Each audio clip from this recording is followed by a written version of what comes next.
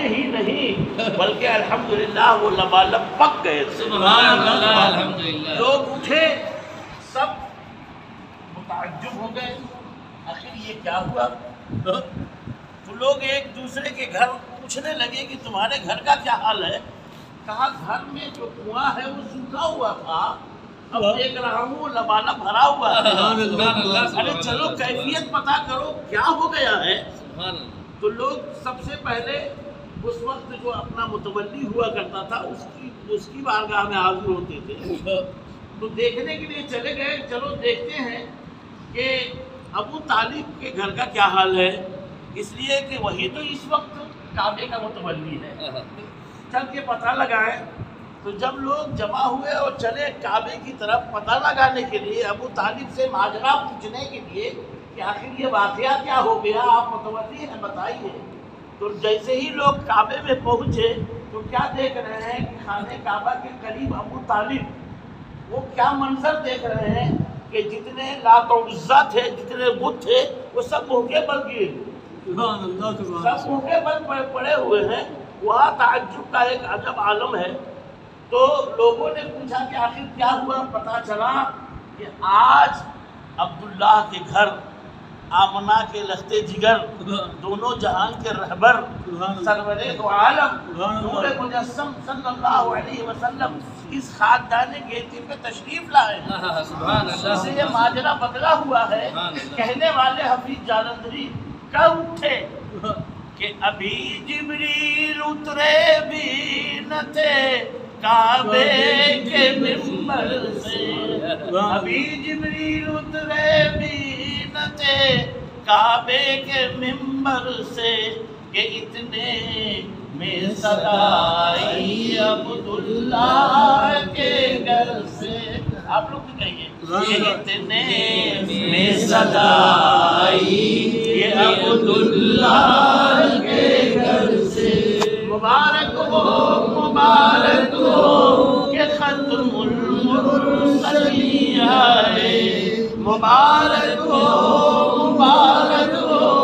کہ ختم المرسلین آئے، جناب رحمت للعالمین تشریف لے آئے، جناب رحمت للعالمین تشریف لے آئے۔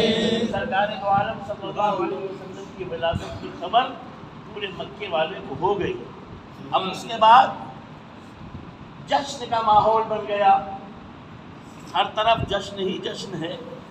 اور کہنے والے نے، حفیظ جالندھری نے آخری بات ایک میں عرض کروں کہ بڑی اچھی بات کہی ہے کہ جہاں میں جشن صبح عید کا سامان ہوتا تھا، جہاں میں جشن صبح عید کا سامان ہوتا تھا، ادھر شیطان اپنی ناکامی پہ روتا تھا، ادھر شیطان تنہا اپنی ناکامی پہ روتا تھا۔ جو خانہ کعبہ تک بت پہنچوا دیا تھا، جو سب اوندھے گر گئے تھے، تو وہ اپنی ناکامی پہ روئے گا کہ نہیں؟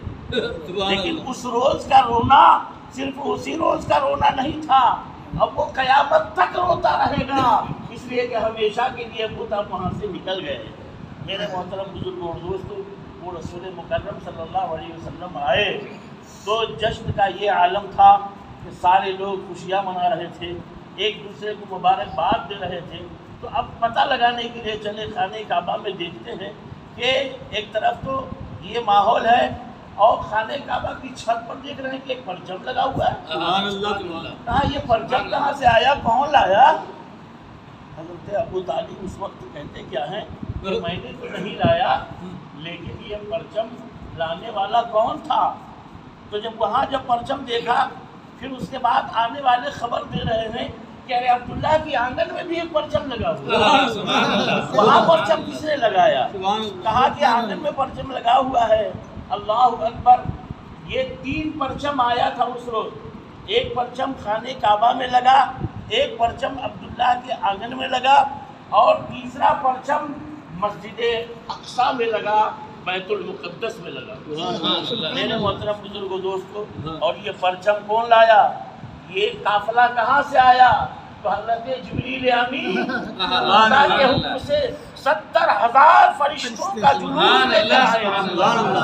और आज जिस वक्त हम बैठे हैं, इस वक्त अर्श आज़म से सरकार दो आलम की विलादत के वक्त परचम लेकर 70,000 फरिश्ते मक्के की जमीन पर मौजूद थे।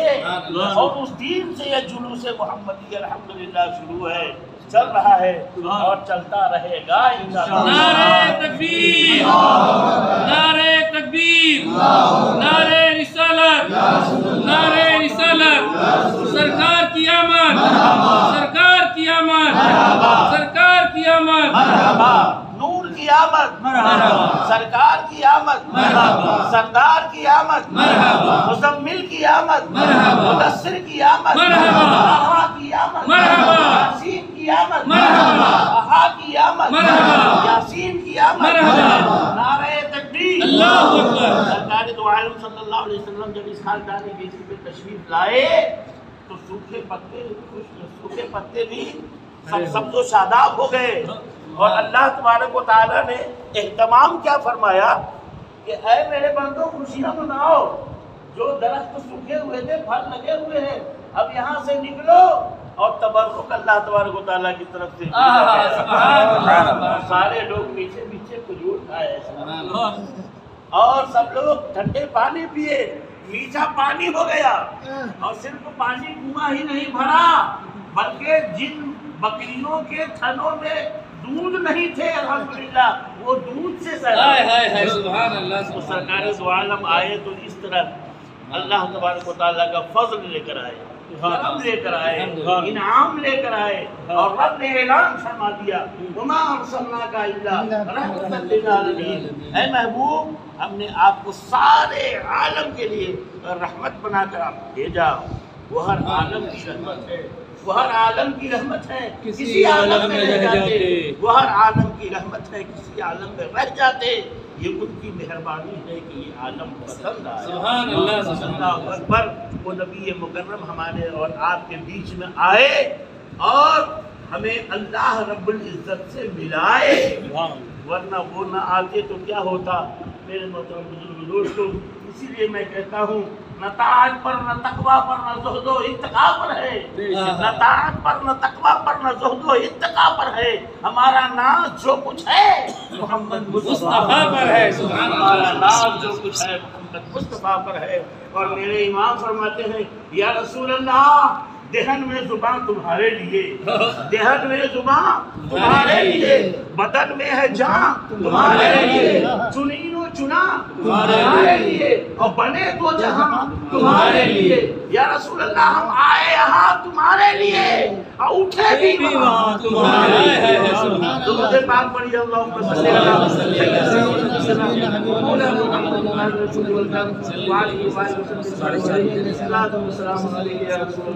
तो सारी ईदों की ईद ये ईद मीलादुन नबी है। अगर ये ईद न होती तो फिर कोई ईद न होती।